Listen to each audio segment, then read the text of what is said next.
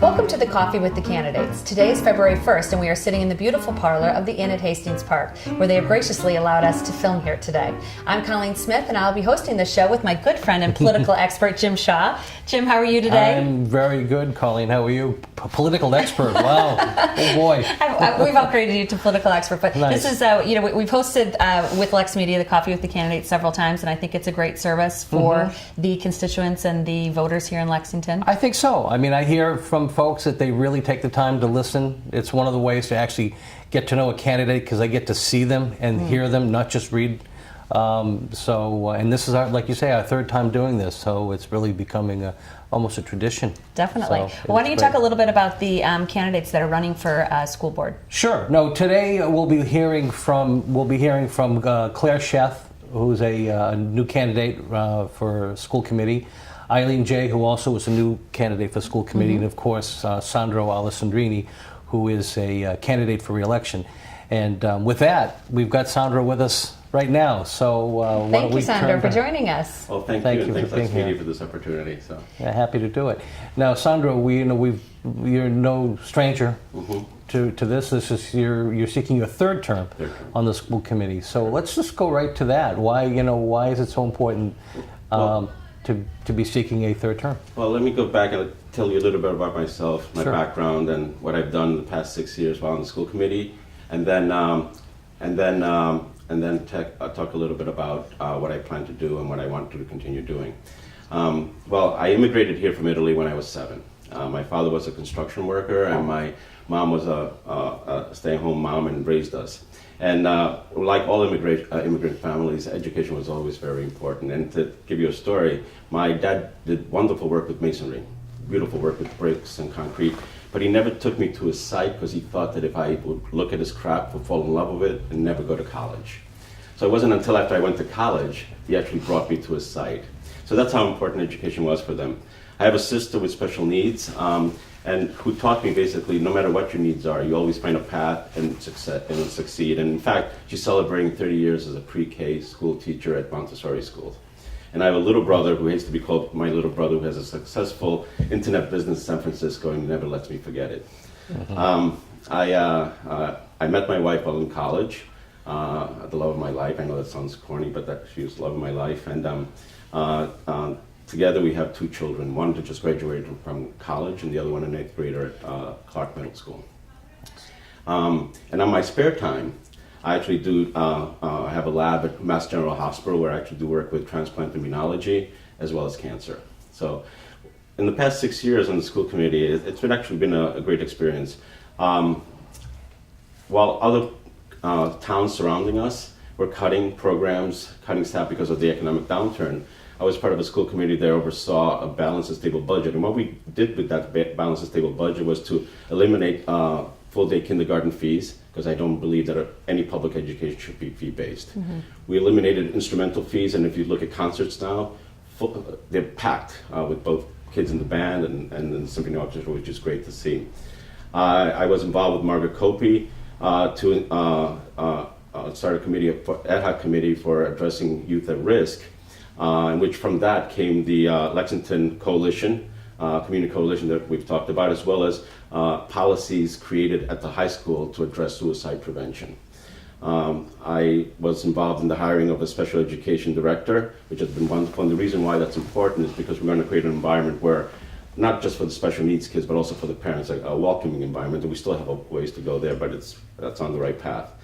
I co-chaired with my colleague, J.C. Seigwald, the executive committee that led to the hiring of our new superintendent, Mary Tchaikovsky, who's wonderful. And in fact, her first month here, I got together with her, and together we actually started the extended day program at Bridge, which was lacking, and that helps a lot of working families.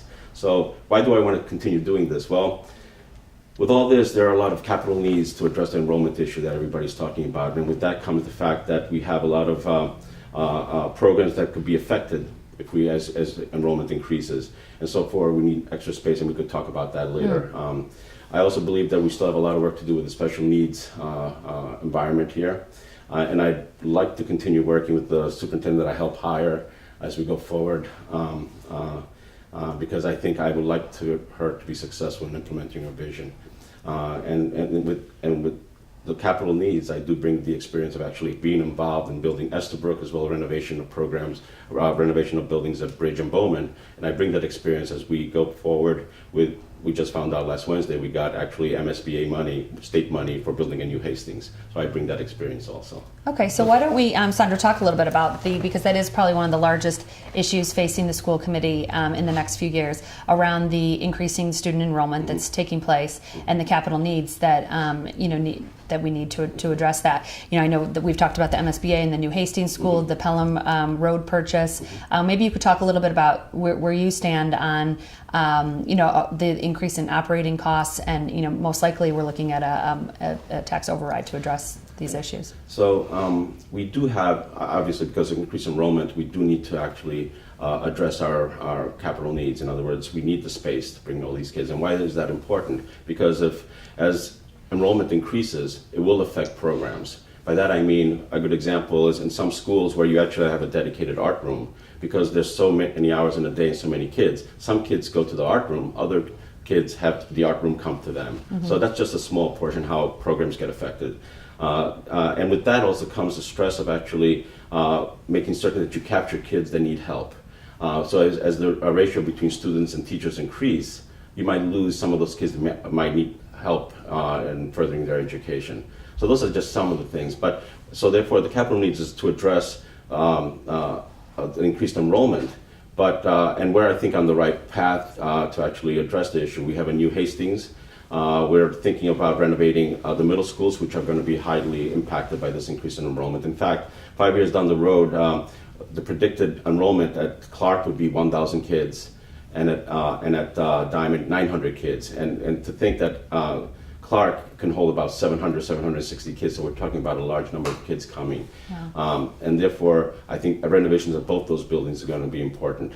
Now, what are we doing in the elementary level? Well, right now we just have Hastings, and I pushed for thinking about brick and mortar at Harrington. In other words, building an addition to Harrington to help address more of the issue, to create more space. And recently my colleagues and I voted on actually looking at that. Because it is going to be important, because if you just have Hastings, it doesn't address the issue. The issue of Pelham, I think that's a great property. I was the only one, and the thorn on the side of my my colleagues is because while I thought the property was wonderful to have, and I still think it's wonderful for the community to purchase. The finding out that there were PCBs there, those are the toxins that were found at Estabrook, and going through that whole issue back when we built a new Estabrook, I didn't think it was appropriate at this time for that to be used for bringing in young kids there, until we had actually a debate amongst ourselves, as well as having community input to sort of see how they felt about that. But since then, our superintendent, Mary Tchaikovsky, basically said at this point he doesn't see it as a use for schools at this point. Down the road, it'd be wonderful to actually have a 24-room school, but the cost with that comes at a cost of about $50 million roughly. And so when I talk about all these capital needs, we always have to be cognizant of the fact that 20% of our population will be really hit hard by increase in taxes, and a lot of people don't talk about that. And I do wish that the people running the debt exclusion campaign actually reach out to these people to listen to those stories. Because when I remember in 2003, when it was a failed override, I think it was 2003, I got involved in the 2004 override, and it became very important to us to actually have those voices, whether they support it or not, at least include their voices, because it is going to have a big impact. It's a big investment that we all have to have, we have to do in order to increase the infrastructure that we need. But it is a necessity. Well, let me ask, in that vein, the school building assistant fund from the state, Mass School Building Assistance, they pledged roughly $20 million or so? So last time with Estabrook, it was 30%, so I expect about the same amount. And if we're building a $55-60 million school, it'd be $18 million, which is a great, because people don't realize we need an HVAC system at the high school, an HVAC system that's from the 50s, that's on its last breath. And so maybe with respect to getting this money, somehow we could look at that again in order to... Would this require an override? What, the... additional debt funds? exclusion? Yeah, debt exclusion. The difference between debt exclusion... Right, of course, yeah. Debt exclusion means eventually the taxes will go away. Override, you increase the rate permanently. Right. So they will require a debt exclusion. And in fact, the fact that we got MSBA money almost creates two votes, because the first vote, I think, is in April for the middle schools, as well as send the modulars at three of the at 3 of the elementary schools. But the vote for the new Hastings, because we got MSBA money, now that's delayed for a year, might require a different vote. Right. So a special town meeting. Yeah. No, or also going to the voters too. Another right. But that's important to people know, because, and that's why it's important to include people who are going to be impacted, is because this is not just one override or debt exclusion. We're going to be talking about one debt exclusion after another. We still have to talk about the fire station, the police station, and obviously we're going to have an operational override. As enrollment increases, we have to have the staffing in order to increase. So there seems to be an ongoing challenge, though, with getting a real handle on the number of students and then being able to forecast down the road. Is there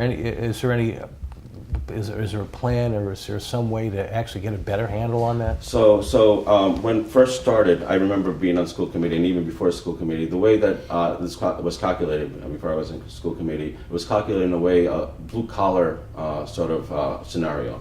Blue collar means that people are born in this town and stay here, okay?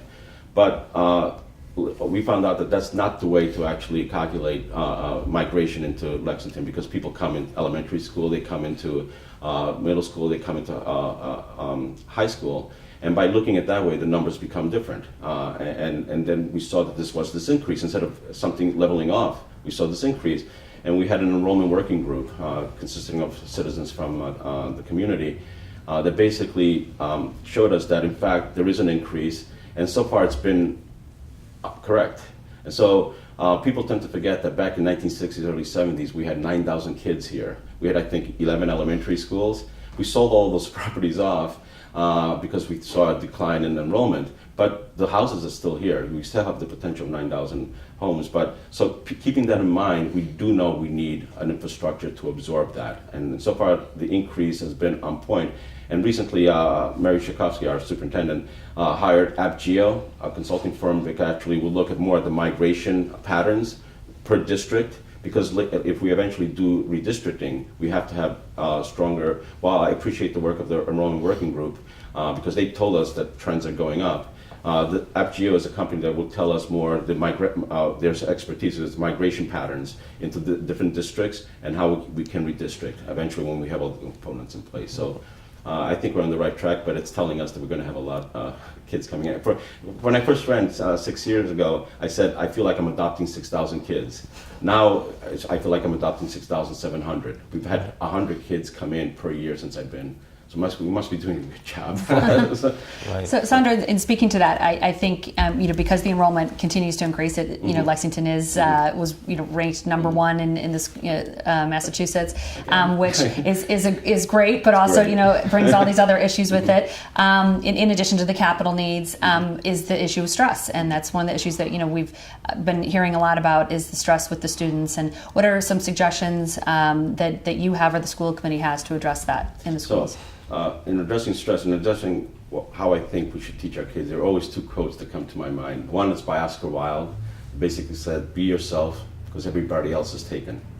And what he said by that, even though it's funny to hear, but he's basically saying, don't compare yourself to other kids. And a lot of times kids here tend to sort of have these expectations of themselves, comparing themselves to other students. And the other quote is, never ask a child what they want to be when they grow up. Ask them how they want to change the world.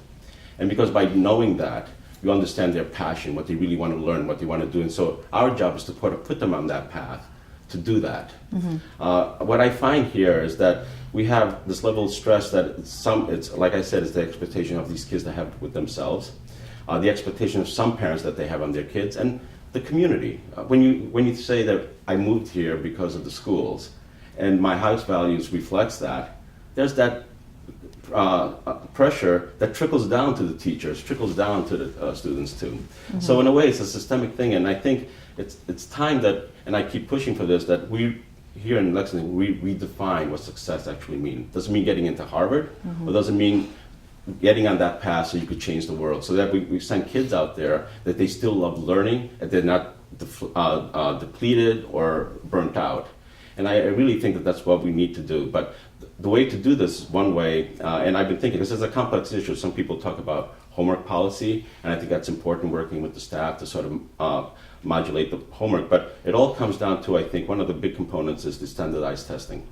We have too much standardized testing, and I tell my colleagues, we have a voice that we could actually use at the state level. Imagine Lexington, who always scores well on these tests. We go to this state and say, enough is enough with these standardized tests. We have a standardized test from 3rd grade to 10th grade every year.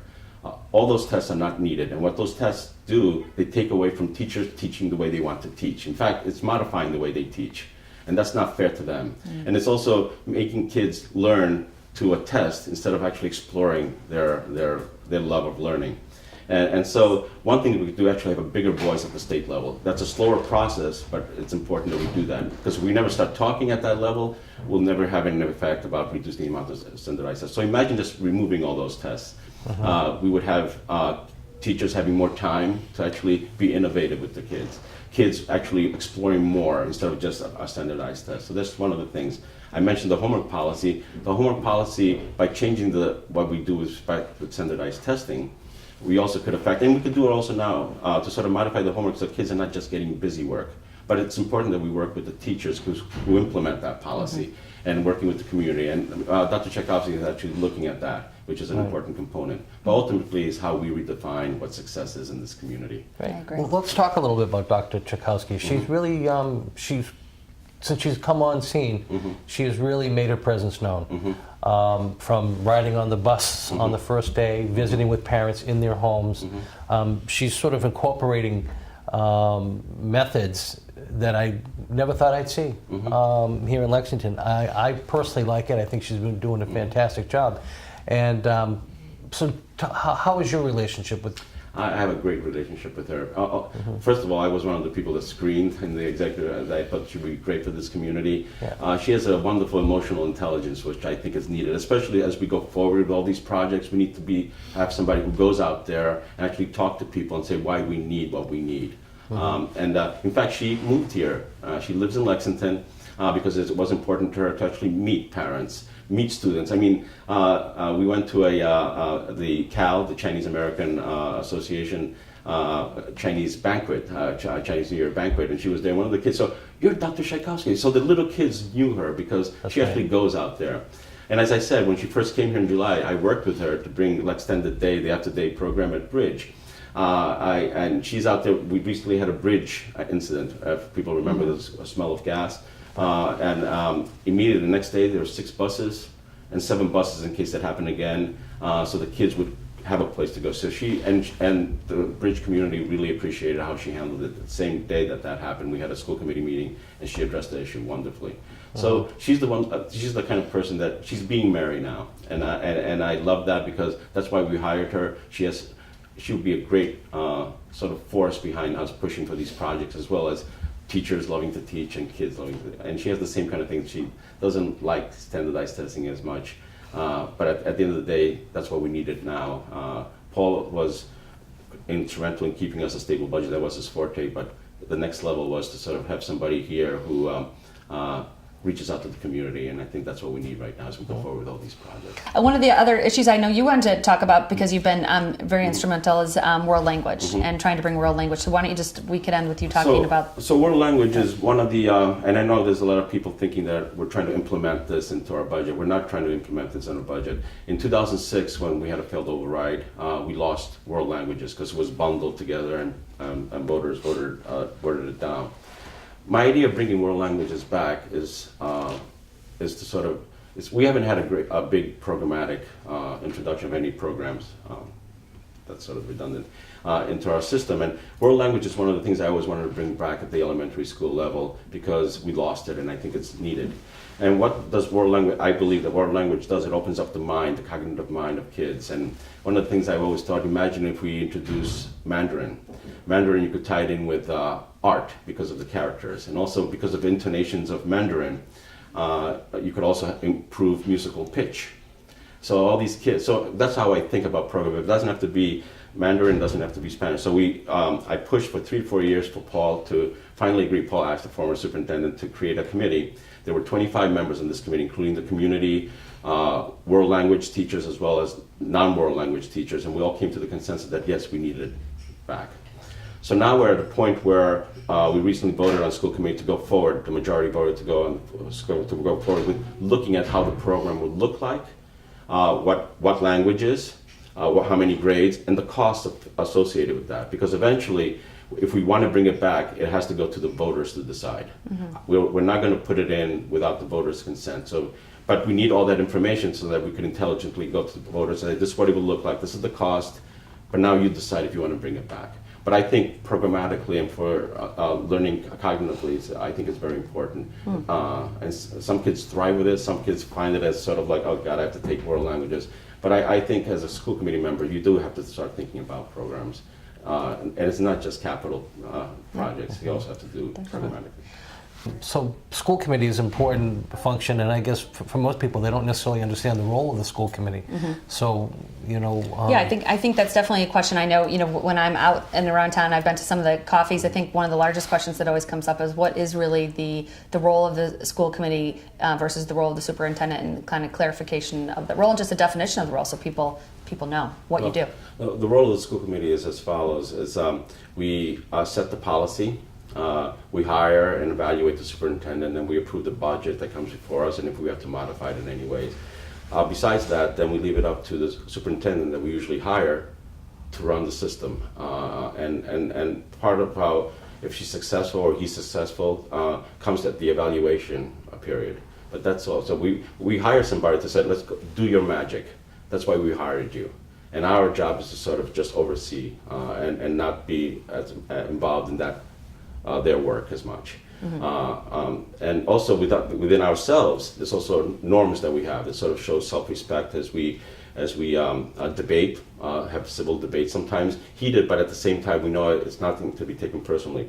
Other things we do, we never, school committee members never endorse candidates because what if that candidate gets elected, you didn't endorse, you have to work with that person. So things like that we do. And hopefully at the end, when we decide on in a decision, let's say it's 3-2, but it passed, then as a united front we go forward. Like I said, with capital projects, as united front saying we all support it now. We had a debate, we disagreed on certain things, but now since the majority won, we go forward and support that. It should be something civil, and I always say always use humor because that's the best way to collaborate with people, and at the end of the day, don't take things personally, because and let the superintendent do the job that we hired them to do. If you can take just a couple of quick seconds, in the final comment, just remind people why Sandro? Why? Well, I bring, and first of all, as we go forward with these capital projects, I bring the experience of actually having worked on an Estabrook, on renovations of Bowman Bridge, and that's what I bring, knowing the players and knowing who to talk to as we push for our projects. And that's what I've been doing for 2 years, trying to push for the standard modulars as well as a new Hastings, hopefully brick and mortar. I bring with me this passion I have for special needs as well as addressing stress, and also hopefully creating an environment that, along with Mary Tchaikovsky, as she puts her vision forward and she succeeds, a place where kids actually, when they leave here, they continue to love learning and not hate it. But simply that's why I love to do. I still think that a lot of work has to be done, and I want to do that work. Right. Great. Well, Sandro, thank you so much for joining us today on Coffee with the Candidates. Sure. For people that would like to learn more, because we didn't have enough time to really delve, really into issues, where could they go to find out more about you and what you've done over the past 6 years on school committee? You could go to my website, and it's Sandro for LexXC, in other words, SandroForLexSC.com. Okay, we'll put that on the video so people. And best of luck on March 1st. And thank you for doing this. Thank you. I really appreciate it. Thank you.